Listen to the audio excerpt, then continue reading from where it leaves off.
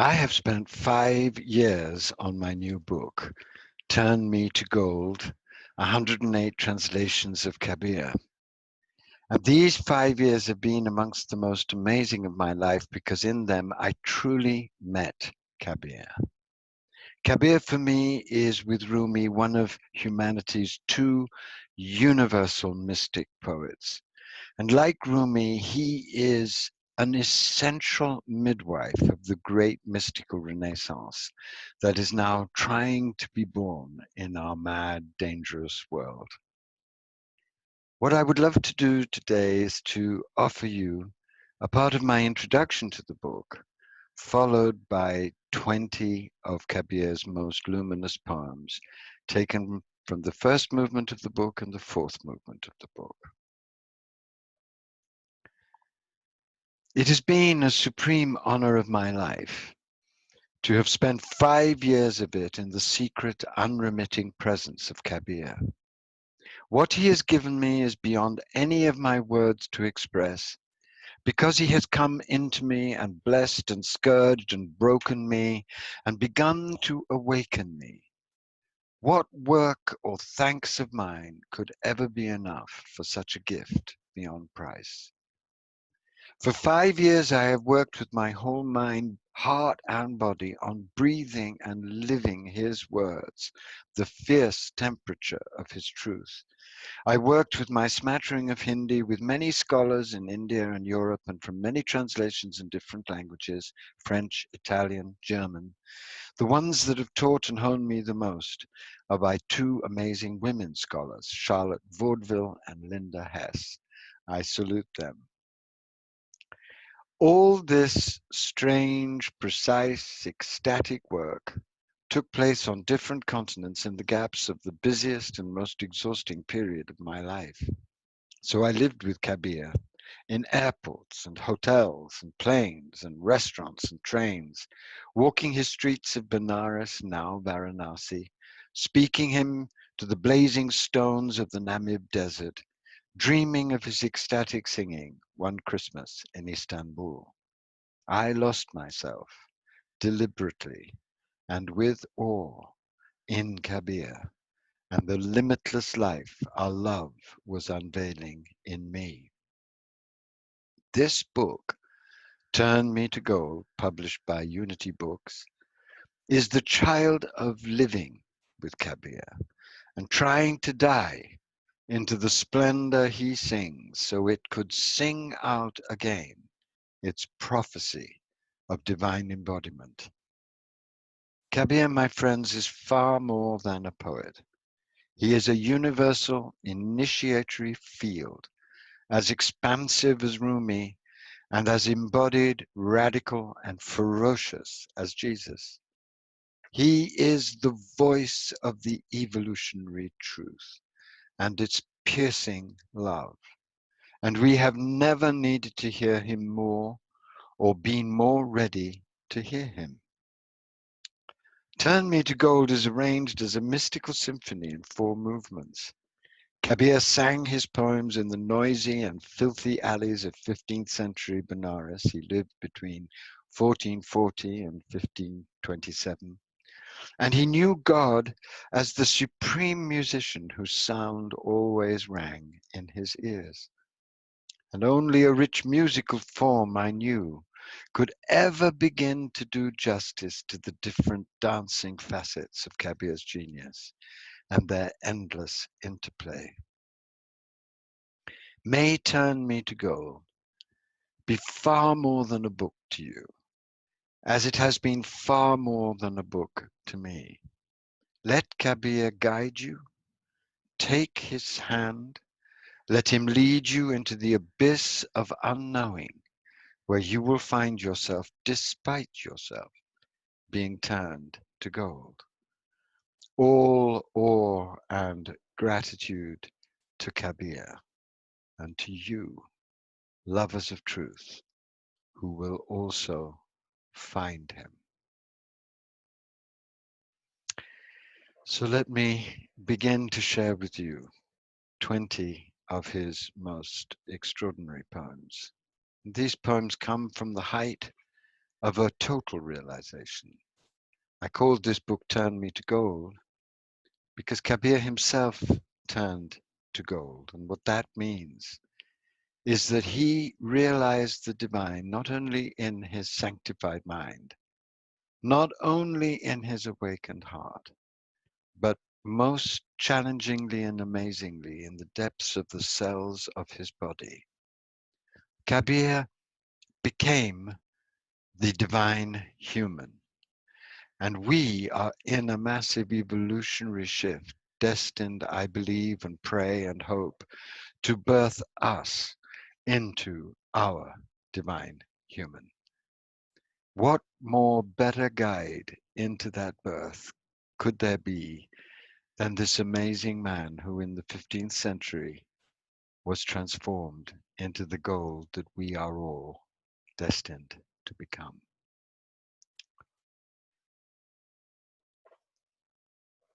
There is a bird on this body tree that dances in the ecstasy of life. No one knows where it is, and who could ever know what its music means?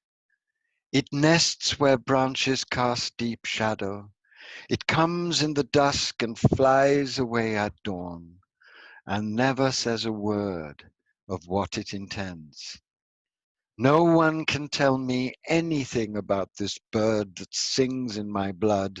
It isn't colored or colorless. It doesn't have a form or outline. It sits always in the shadow of love.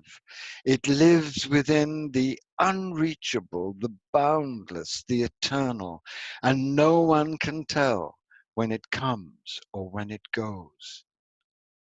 Kabir says, fellow seeker, the mystery of this bird is marvelous and profound. Be wise. Struggle to know where this bird comes to rest.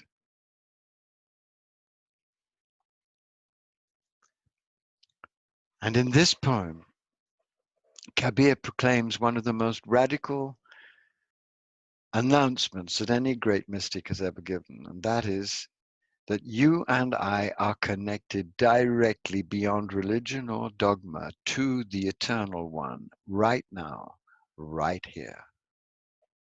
Listen. Wherever you go looking for me, I'm always right by your side.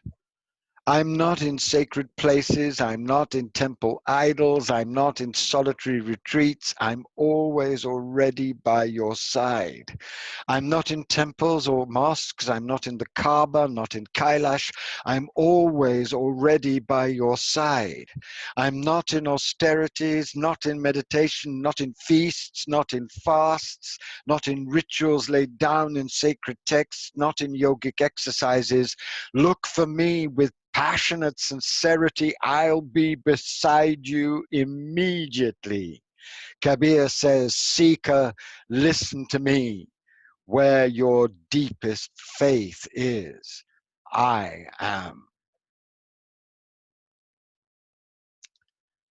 For Kabir, the religions were man-made fantasies largely, power games, and his most radical imaginable challenge to us is to go beyond all the man-made power games and contact God directly in the core of ourselves, where God is brilliantly and amazingly alive already.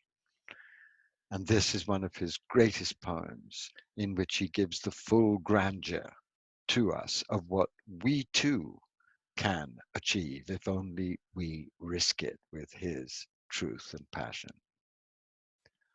I meditate on the one only, on the signless one. I have no other friend. No grief comes near me, no suffering attacks me. I call no doctor. Mine is the true teacher, the eternal teacher. Only he can take my pulse. I don't go down to sacred rivers. I don't bathe in the holy water. The 68 holy places are all here, right here in my own body. And here, right here, I wash away every dark stain. I don't pluck leaves. I don't worship stones. I don't haunt temples. I don't chop down trees. I don't grab at shrubs. I keep mixing light with light under the dais of the one true teacher. Coming and going are gone.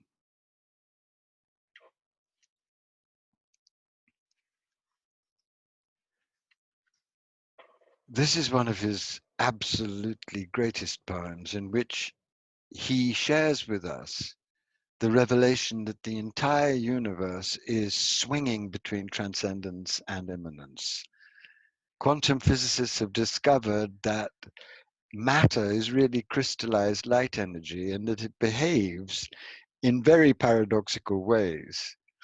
And of course, this is not news to the great mystics of humanity, but one of the greatest things about our time is that cutting edge science is now discovering the quantum field that mystics like Kabir describe with matchless eloquence. So here is his description of this paradoxical swing between eternal light and embodied crystallized light that is our universe, our body, our truth.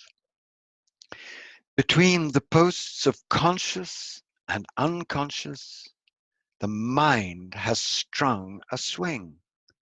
On it hangs all beings, all worlds, and it never stops swaying. Millions of beings sit on it, and the sun and moon also. Millions of eras come and go, but the swing remains. Everything swings, sky and earth, air and water, and the beloved himself as he comes into form. Seeing this has made Kabir a servant. Imagine if you and I could realize this, how filled with awe we would be, and how passionately we would dedicate ourselves to the service of the divine in all beings and in justice and compassion. And this is what he talks about so beautifully in the following poem. All creatures are like you, Allah Ram. Be kind to them. Why beat your shaved head on the earth? Why dunk your bones in the river? Doing your holy act, you hide yourself and go on killing. Why rinse mouth and hands? Why chant and chant with the heart full of fraud?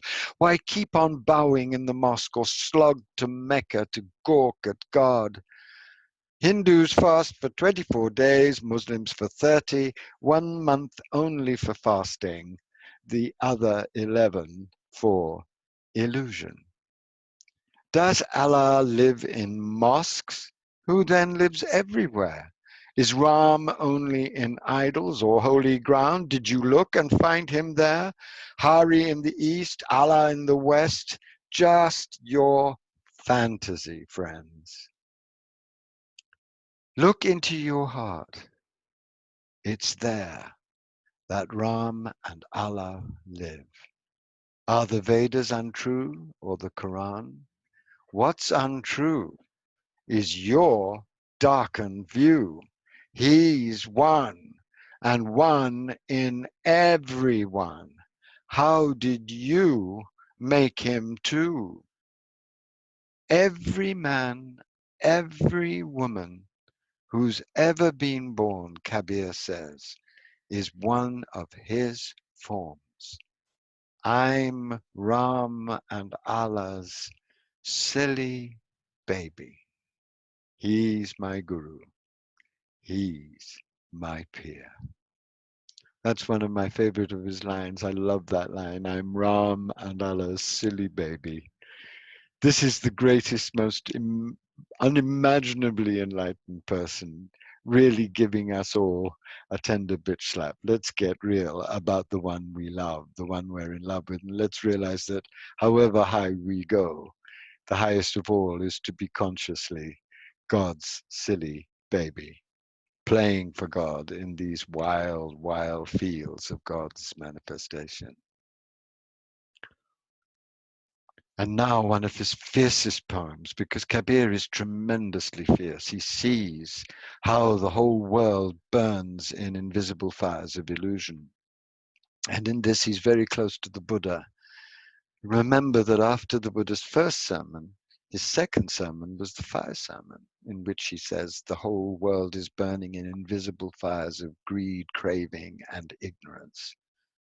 And now, of course, we're living in a world which is burning obviously and palpably in those fires as the environment collapses, as the poor starve, as the 1% takes over and puts us into invisible concentration camps of soullessness. So this poem is not a poem just written in the 15th century for the 15th century. This is a poem that speaks directly to the madness that is consuming us. Lord, a fire's blazing without any fuel. No one knows how to put it out. I know it spreads from you, burning the whole world. Even in water the flames erupt. Not one but 9 streams burn. No one has protection. As the city burns down, the watchman sleeps smugly, thinking my house is safe. Let the city blaze as long as my things are saved. How can anyone's desires be slaked in a hunchback's arms? You think on this, you say, but stagger from birth to birth, your body forever unfulfilled. No one is as stupid as the one who knows this and pretends not to. Kabir asks, what way out could there be for such a fool?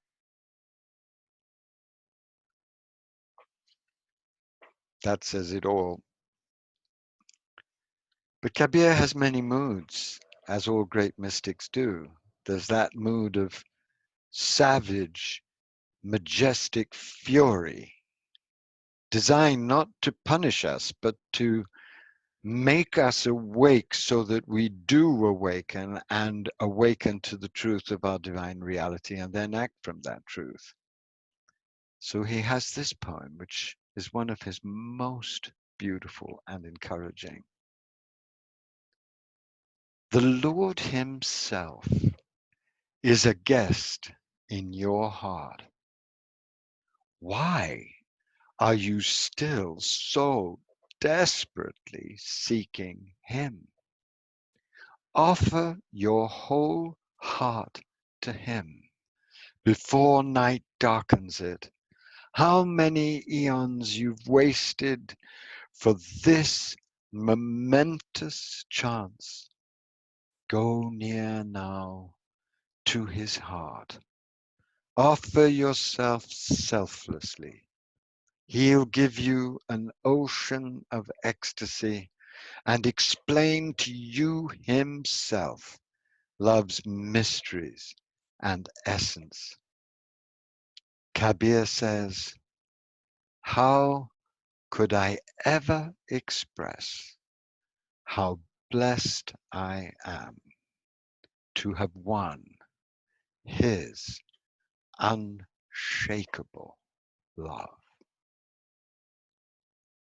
One of the beautiful things about Kabir is that, ferocious though he is, he knows that that unshakable love is held out to everyone who does the work, who turns in humility towards the mystery of the One and keeps saying the name of God in his or her heart and keeps allowing the flames of divine love to burn down the false self so that you can be resurrected in the real one.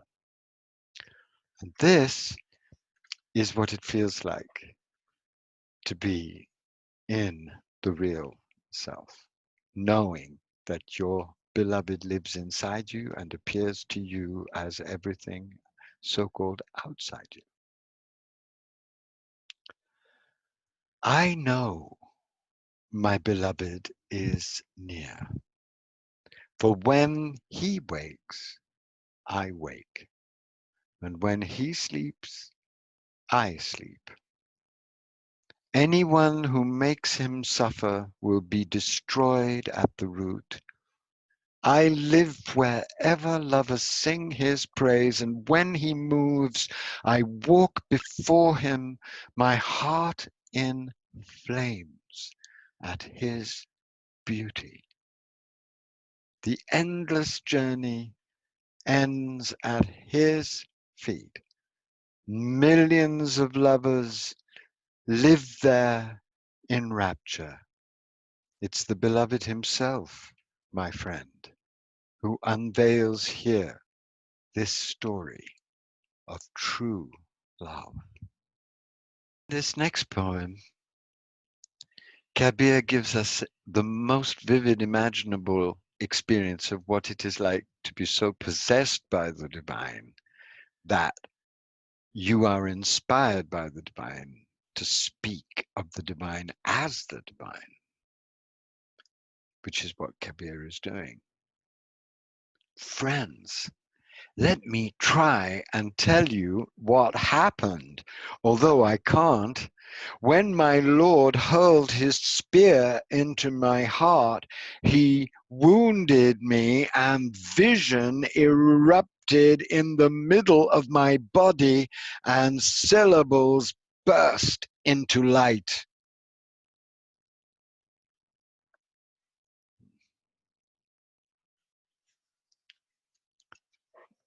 And this is the last selection from the first movement of my book, which is really his book. I hope it's his book. What is always soaring free from any dogma, any concept, cannot itself be realized by anyone who's not also free. Hunger for the fruits of action, you'll end up the slave of bondage. The one who says God's name day and night, night and day, will come to know with God's knowledge, see with God's eyes, live in God's freedom.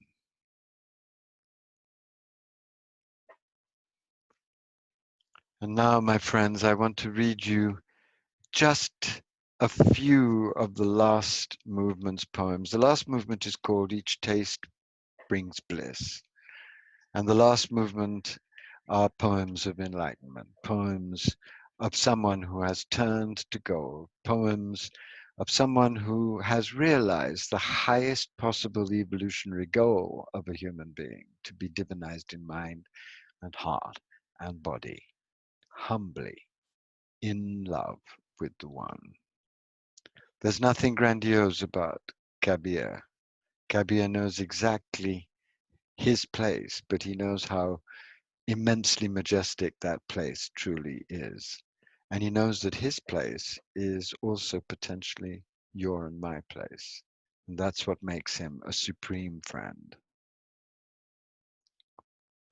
My Father is the absolute Godhead.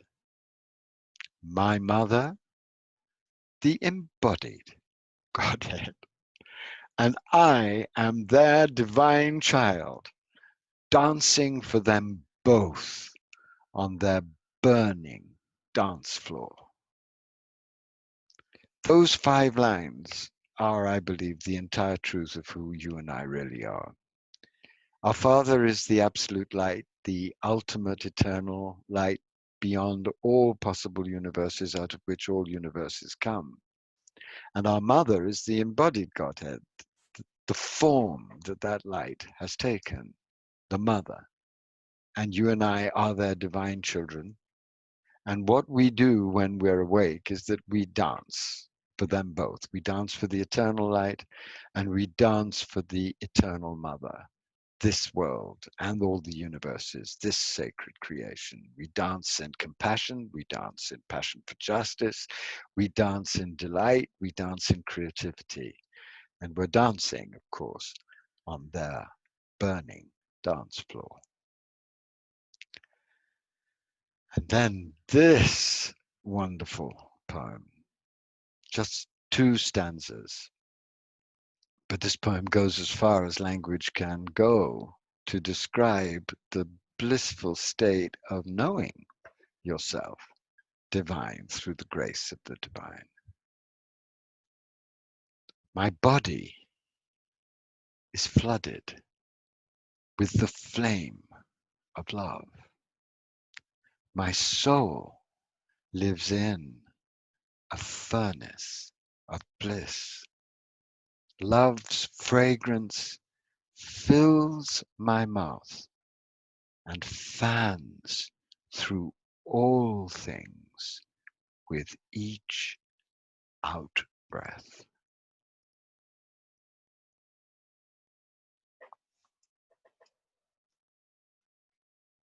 And then this. Kabir never wastes words. In the beginning, no here or there, no matter or spirit, only love existed. What was then is now. This whole universe is love's endless dance. Since he showed me this, my heart keeps blossoming in bliss.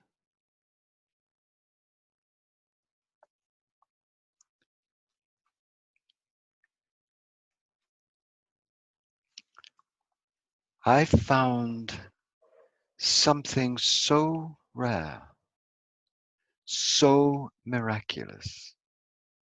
No one can assess how much it is worth. It is colorless and one. It is eternal and indivisible. The waves of change never break over it. It fills every vessel. It has no weight. It has no price. No one can ever measure it. No one can count it. It cannot be known through talk or erudition. It isn't heavy and it isn't light. There isn't a touchstone in any world that can reveal its worth. I live in it. It lives in me. And we are one. Like water mingled with water, the one who knows it can never die. The one who doesn't know it dies again and again. And in this poem, the man who turned to gold sings of what it's like to be gold and what you experience when you are gold. The beloved is in me, and the beloved is in you. As life is hidden in every seed, so rubble your pride, my friend, and look for him within you. When I sit in the heart of his world, a million suns blaze with light. A burning blue sea spreads across the sky. Life's turmoil falls quiet. All the stains of suffering wash away. Listen to the unstruck bells and drums. Love is here. Plunge into its rapture. Rains pour down without water. Rivers are streams of light. How could I ever express how blessed I feel to revel in such vast ecstasy in my own body? This is the music of soul and soul meeting, of the forgetting of all grief. This is the music that transcends all coming and going.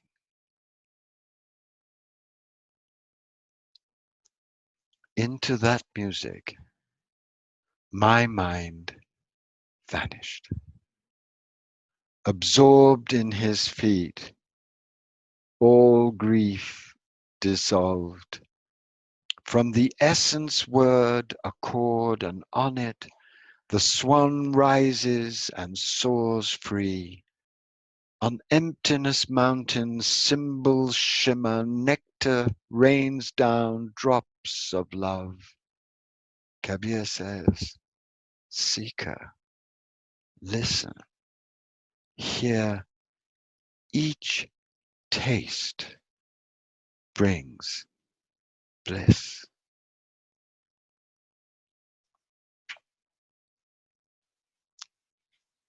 This is his enlightenment poem, and it's the greatest enlightenment poem in any language. Love's hurricane has come. The whirlwind of knowledge has arrived. My thatched roof of delusion has been flung to the four directions. My hut of illusion, so carefully crafted, has come careening down. Its two posts of duality have crashed to the ground. Its rafters of desire have been split by lightning. Thunderbolts have collapsed all its eaves of greed. Its big stone jar of evil habits has smashed in a million pieces. With contemplation and clear devotion, the holy ones have rebuilt my roof.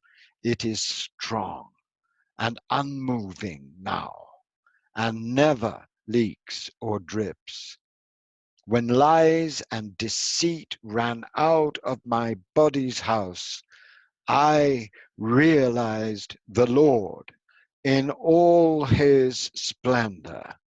Rain came down in torrents, and after the wild storm, torrents of divine love drenched me, body and soul. Then, O Kabir, the sun soared out, the sun of glory, the sun of realization, and the darkness dissolved forever.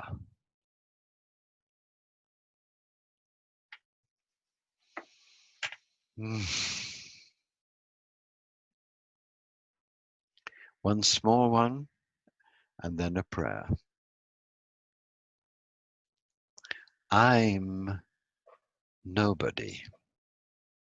So are you. What ecstasy. Join me.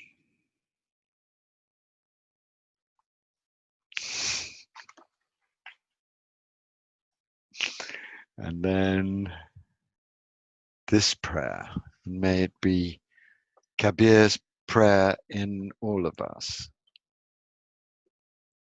You know, those 5 years of living with Kabir taught me two things: that Kabir is not dead, of course. This is a field of truth. And the other thing that it taught me is that Kabir is alive in me and in you, if only we listen. And what these poems are far more than poems. They are ways in which you can hear the voice that is your Kabir speaking back to you of your majesty, your truth, your unbelievable potential through divine grace to live a transfigured human divine life. Let there be your love, Lord, burning softly in every cell of my dying and transfigured body.